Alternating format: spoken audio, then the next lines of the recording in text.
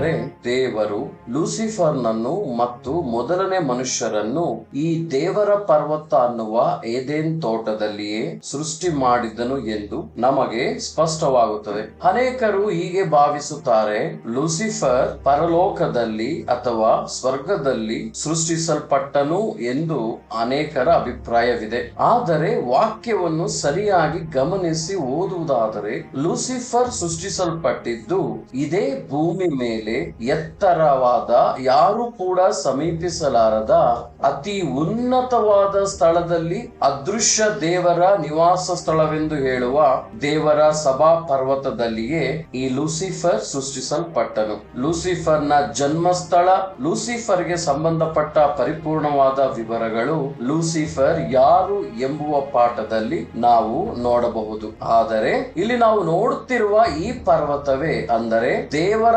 ಪರ್ವತವೇ Eden ತೋಟ. ದೇವರ ಪರ್ವತವು ಒಂದು ಅಂದವಾದ, ಅದ್ಭುತವಾದ ಉದ್ಯಾನವನವಾಗಿ ಇರುವುದು ಎಂದು ಇದರ ಅರ್ಥ.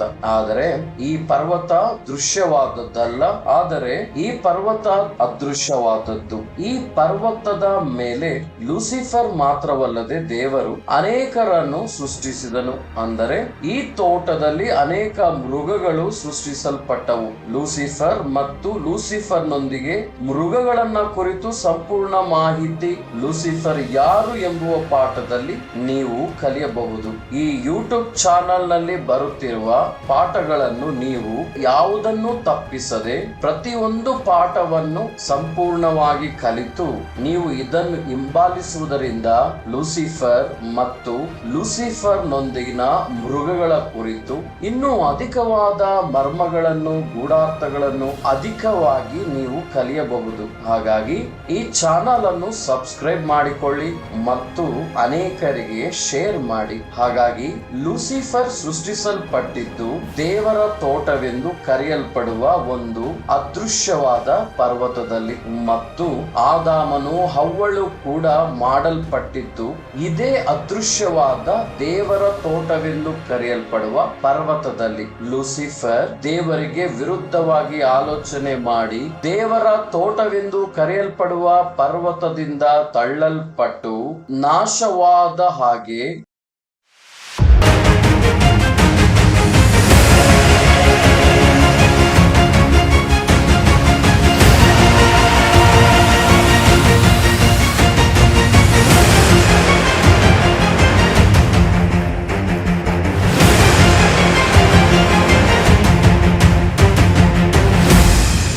ಅದೇ ಪ್ರಕಾರ ಮೊದಲನೇ ಮನುಷ್ಯರು ಕೂಡ ದೇವರಿಗೆ ವಿರೋಧವಾಗಿ ಆಲೋಚನೆ ಮಾಡಿದ್ದಲ್ಲದೆ ಹಣ್ಣನ್ನು ತಿಂದು ದೇವರ ತೋಟವೆಂದು ಕರೆಯಲ್ಪಡುವ ದೇವರ ಪರ್ವತದಿಂದ ತಳ್ಳಲ್ಪಟ್ಟರು.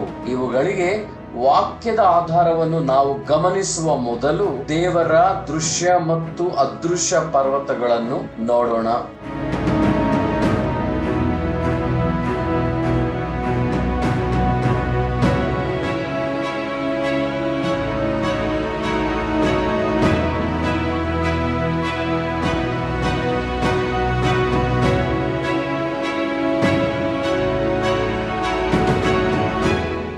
ಬೈಬಲ್ನ 66 ಗ್ರಂಥಗಳಲ್ಲಿ ದೃಶ್ಯವಾಗಿರುವಂತಹ ಪರ್ವತಗಳು ಮತ್ತು ಅದೃಶ್ಯವಾಗಿರುವಂತಹ ಪರ್ವತಗಳಲ್ಲಿ ನಾವು ಈಗ ದೃಶ್ಯವಾದ ಪರ್ವತಗಳನ್ನ ನೋಡೋಣ. ಪರ್ವತಗಳೆಂದರೆ ಭೂಮಿಯ ಮೇಲಿರುವ ಕಣ್ಣಿಗೆ ಕಾಣುವ ದೃಶ್ಯವಾದವುಗಳು ಪರ್ವತಗಳು. ಬೆಟ್ಟ ಗುಡ್ಡಗಳಿಗಿಂತಲೂ ಬಹು ಎತ್ತರದಲ್ಲಿರುವ ಇನ್ನು ಪರ್ವತಗಳೆಂದರೆ ಭೂಮಿಯ ಮೇಲಿರುವ ಚಿಕ್ಕ ಭೂಮಿ ಎಂದು ಕರೆಯಬಹುದು. ಕೆಲವೊಮ್ಮೆ ಪರ್ವತಗಳ ಮೇಲೆ ಮನುಷ್ಯರು ನಿವಾಸಿಸಬಹುದು.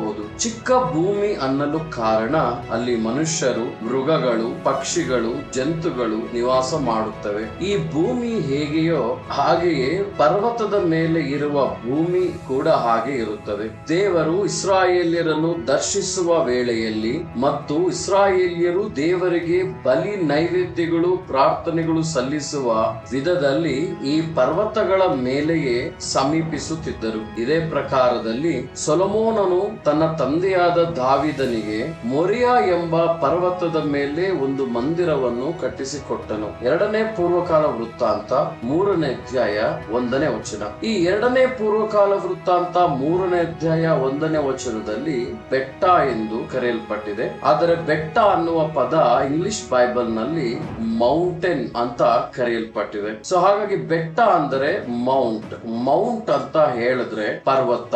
ಸೊ ಇಲ್ಲಿ ಮೊರಿಯಾ ಪರ್ವತ ಅನ್ನುವುದು ಇಂಗ್ಲಿಷ್ ನಲ್ಲಿ ಮೌಂಟ್ ಮೊರಿಯಾ ಅಂತ ಇದೆ. ಮೊರಿಯಾ ಪರ್ವತ ಎಂದು ಅರ್ಥ.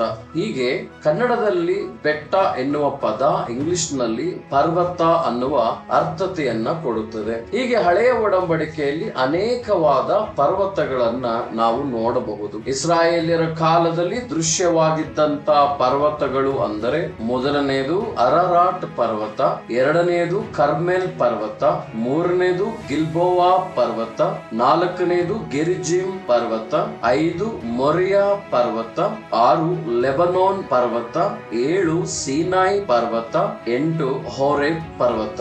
ಈ 8 ವಿಧವಾದ ಪರ್ವತಗಳು ಹಳೆಯ ಒಡಂಬಡಿಕೆಯಲ್ಲಿ, ಅದರಲ್ಲೂ ಇಸ್ರಾಯೇಲ್ಯರ ಕಾಲದಲ್ಲಿ ಇಸ್ರಾಯೇಲ್ಯರು ದೇವರಿಗೆ ಬಲಿ ನೈವೇದ್ಯಗಳನ್ನು ಅರ್ಪಿಸುವ ಸಂದರ್ಭದಲ್ಲಿ, ಪ್ರಾರ್ಥಿಸುವ ಸಂದರ್ಭದಲ್ಲಿ, ದೇವರು ಇಸ್ರಾಯೇಲ್ಯರೊಂದಿಗೆ ಮಾತನಾಡುವ ಸಂದರ್ಭದಲ್ಲಿ ಈ ಪರ್ವತಗಳನ್ನ ನಾವು ನೋಡಬಹುದು. ಇವೆಲ್ಲವೂ ಕೂಡ ದೃಶ್ಯವಾಗಿರುವಂತ ಪರ್ವತಗಳು. ಹಾಗಾಗಿ ದೇವರ ಮಕ್ಕಳೇ, ದೇವರ ಪರ್ವತ ಎಂಬುದು ಅದೃಶ್ಯವಾದ ಮತ್ತು ದೃಶ್ಯವಾದ ಪರ್ವತ. ಈ ದೃಶ್ಯವಾದ ಪರ್ವತಗಳನ್ನು ನಾವು ಈಗ ಕೇಳಿದ ಪ್ರಕಾರ ಅನೇಕ ಸ್ಥಳಗಳಲ್ಲಿ ಈ ಪರ್ವತಗಳನ್ನ ನಾವು ನೋಡಬಹುದು. ಇನ್ನು ಕೂಡ ನಾವು ನೆಬೋ ಪರ್ವತ, ಹೌರ್ ಪರ್ವತ, ಈ ರೀತಿ ಇನ್ನೂ ಕೂಡ ಅನೇಕ ಪರ್ವತಗಳನ್ನ ನಾವು ನೋಡಬಹುದು. ಮೋಶೆಯು ಪಿಸ್ಗಾ ಪರ್ವತವನ್ನು ಹತ್ತಿದನು, ಅದರ ತುದಿಯಲ್ಲಿ ಹೋಗಿ ಕಾನಾನನ್ನು ನೋಡಿದನು. ಮತ್ತು ಮೋಶೆಯು ಮೋಯಾಬಿನ ಬಯಲು ಪ್ರದೇಶದಿಂದ ಜೆರಿಕೋವಿನ ಮುಂದೆ ಪಿಸ್ಗಾಗೆ ಹೋಗಿ ನೇಬೋ ಶಿಖರವನ್ನ ಹತ್ತಿದನು. ಅಖಾರಿಮ್ನ ಬಯಲು ಪ್ರದೇಶದ ಈ ನೇಬೋ ಎಂಬುವ ಪರ್ವತದ ಶಿಖರ ಮೋಯಾಬ್ ದೇಶದಲ್ಲಿ ಇದೆ.